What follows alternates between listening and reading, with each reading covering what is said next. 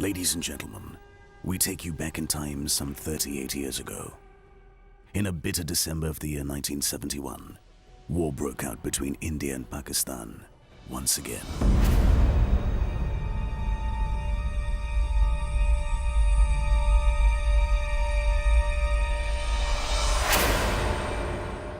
The Pakistan Army perpetrated widespread violation of human rights in East Pakistan, with support from some local, political, and religious militia.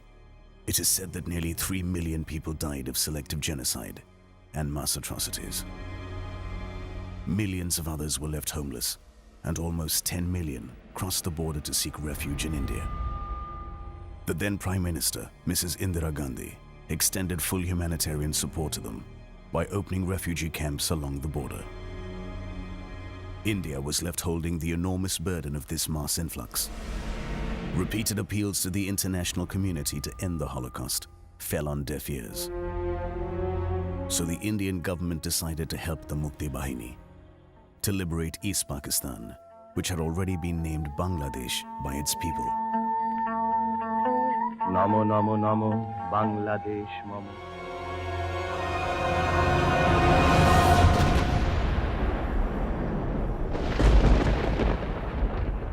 Pakistan felt it could dissuade India by being provocative. The Pakistan Air Force in East Pakistan took to attacking suspected Mukti Bahini camps located inside Indian territory in West Bengal.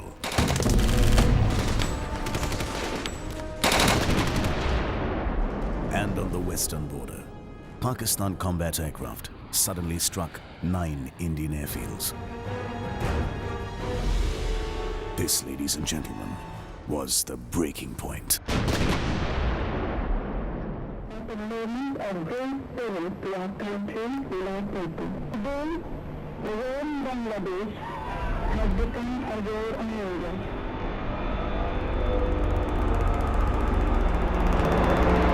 By midnight that same day, India retaliated to the unprovoked aggression in full scale.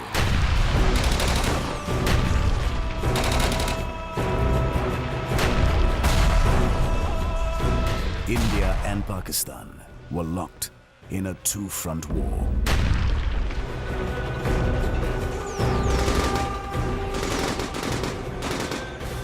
While the Army and Air Force carried out attacks along the borders, it was the Navy that was given the strategic task of denying both East and West Pakistan access to war supplies. East and West Pakistan were two separate geographical entities, more than 1,600 miles apart, and the only way Pakistani forces could be sustained was through the sea. The aim was a complete naval blockade of both parts of Pakistan.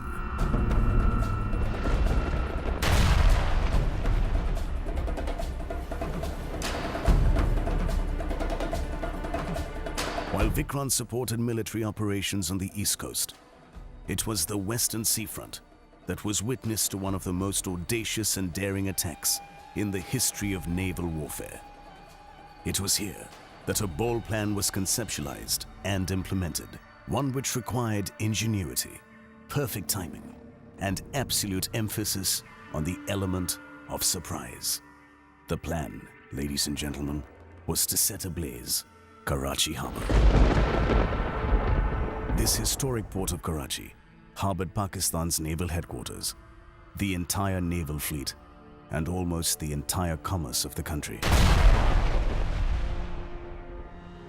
And the ships chosen for the mission were the sleek and stealthy OSA M-class missile boats. OSA in Russian means WASP, and these mere 37-meter-long fast attack boats could achieve very high speeds of up to 40 knots. These boats carried the newly acquired P-15 missiles, and among other short-range weapons were the twin AK-230 anti-missile high-rate-of-fire guns.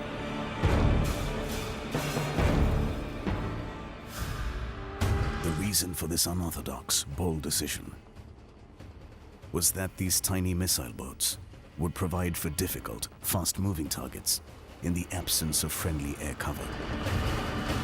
This offensive was named Operation Trident. The ships chosen for this offensive were INS Nipat, INS Veer, INS Nirghat, INS Vinash, INS Nashak, INS Vidyut, INS Vijeta, and INS Nirpik.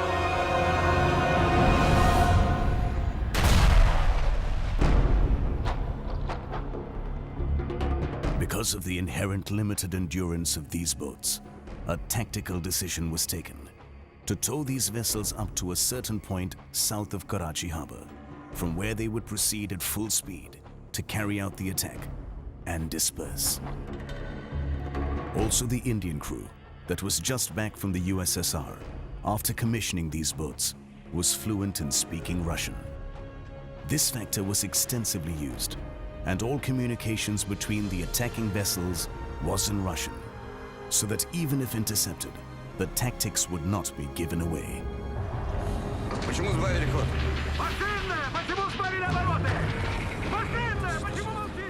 These tactics and methods introduced catalyzed the success of the operations.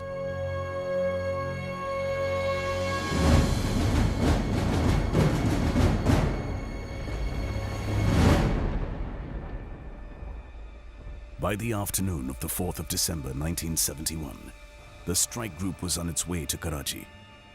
The K-25, Commodore B.B. Yadav, the squadron commander, was embarked on Nipat for this operation.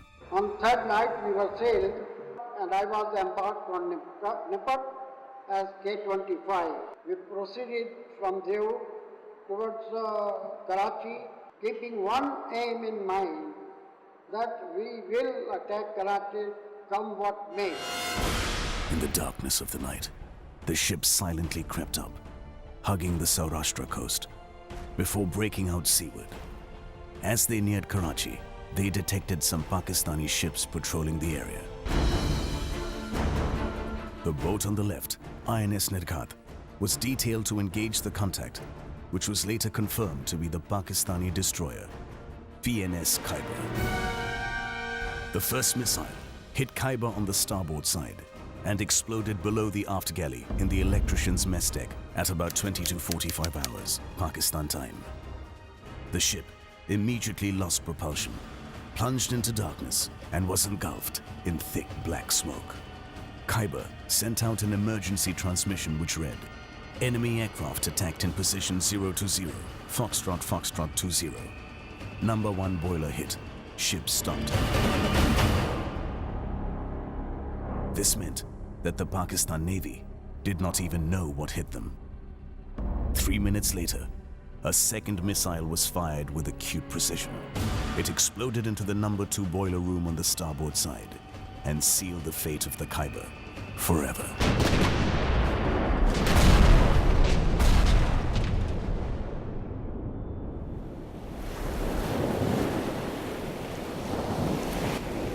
By this time, the port of Karachi was about 32 miles away, clearly painting on the radar.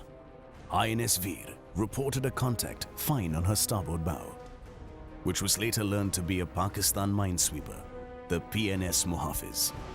Veer fired 2 missiles at the contact at about 2320 hours.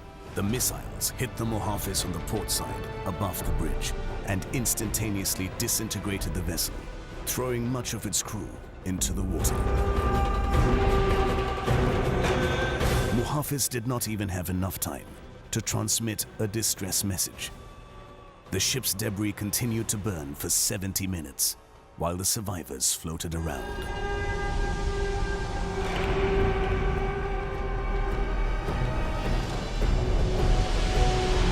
Nipat, showing utmost bravery, continued towards Karachi, and from a distance of 14 miles from the harbor, fired a missile in the direction of the entrance.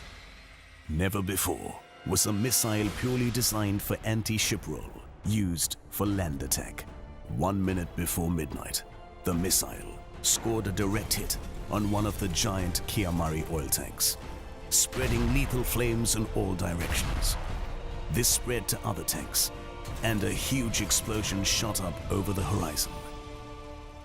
The Navy had avenged the provocation and celebrated Diwali in its own unique way.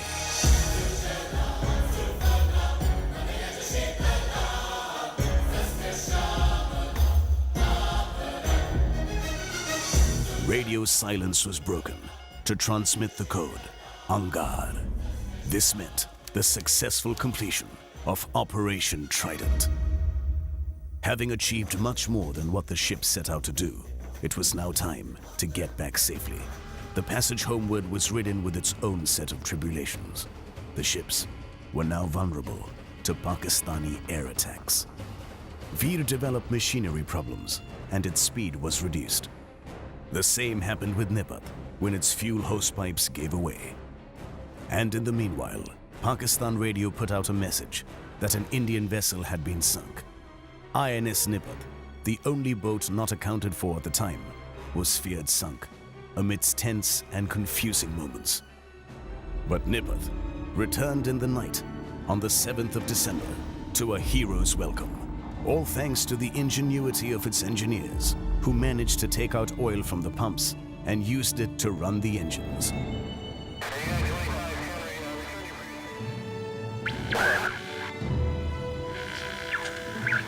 The success of Operation Trident prompted the Navy to push further in.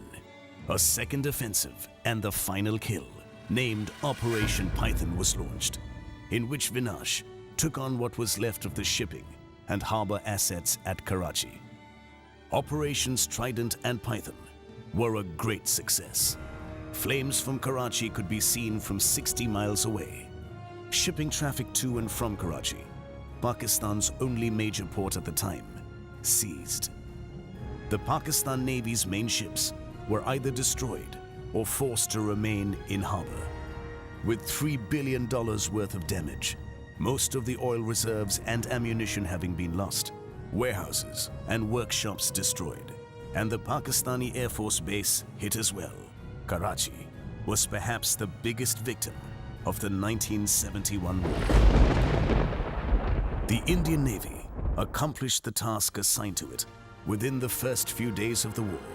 Blockade was imposed, and control of the seas around both wings of Pakistan was with the Indian Navy. The swift operations by these small vessels had a dramatic effect on the war. Pakistan was starved of its war efforts, which catalyzed a meek surrender in the east, while Pakistan begged for a ceasefire in the west.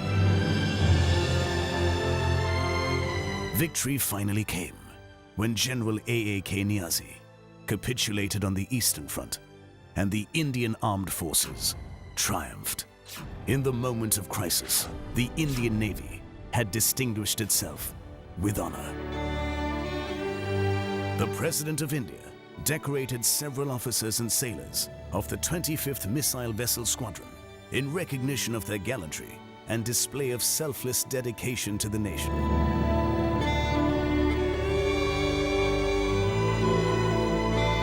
After these successful operations, the Missile Vessel Squadron was conferred the title Killers. The stunning success of Operation Trident, accomplished by the Killers, brought home an unparalleled glory for the country, and the 4th of December, the day Karachi burnt, came to be known as the Navy Day. In the late 80s, it was sought to replace these aging OSA-class boats with some new generation missile corvettes that would carry into the next generation the glory and fame that had been established by the Killer Squadron. The first of the batch of 5 new ships acquired from the USSR, INS Veer, was commissioned on the 26th of March, 1987. 8 more were constructed in Indian shipyards under license.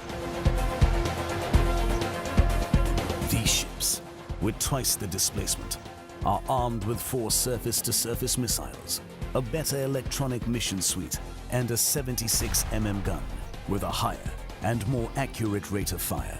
Twin AK-630 mounts are fitted as a close-in weapon system, primarily to engage an incoming missile. Over the years, The Killer Squadron has maintained focus towards synergy, working in tandem towards transformation into a fighting force networked for the realm of the future. Continuous emphasis is laid on keeping the ships at sea to provide greater training value in real-time conditions and core competency areas like practice missile firings, surface shoots, anti-air tracking, underway replenishments, and interception exercises, amongst others.